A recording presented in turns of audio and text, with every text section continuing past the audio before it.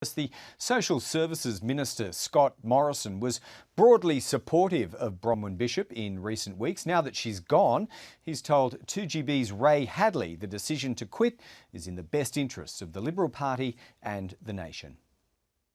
It's got to be about what are reasonable work expenses. And look, the Speaker, Bronwyn, has made a tough decision for herself. I think it's a decision everybody respects and is expected. And she's made a decision in the interests, I think, of getting reform in this area, but also a decision to assist the government get back to the job of government, and I think to enable the government to get on with what's important for the country. And so, I paid tribute to Bronwyn for making that decision, and it was always her decision to make, Ray.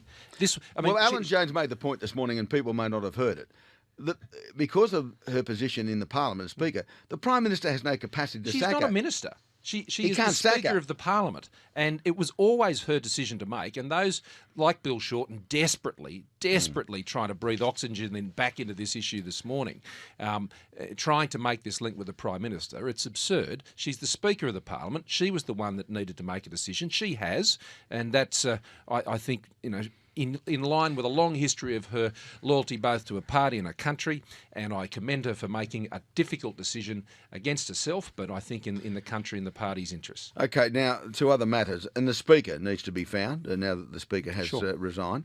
They're talking about the Deputy, Bruce Scott, who's announced, I think, in the last 24 hours that he won't be seeking another term in government, or in opposition, as the case may be.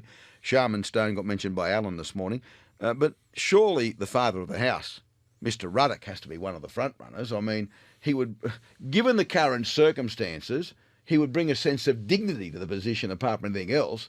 And I think that people are looking for that, not just within the Parliament, but outside of Parliament as well. Well, look, I think there are a lot of good candidates, and I think it's important that the Parliament now do its job, and particularly the Coalition Party room and particularly the Liberal Party room, work through those processes. I mean, there are a lot of good people who I think can meet exactly the sort of bill that you've put forward. Obviously, Philip, as the father of the house, has enormous respect, and particularly his achievements as a minister were outstanding. But there are many others, and I think it's important for the party to go through that sort of grassroots process within our own ranks of our own party room, I think, to move forward with a new Speaker, and that Speaker will set the tone for the balance of this Parliament and hopefully beyond. And there's some work to do there, but the party room will do its thing.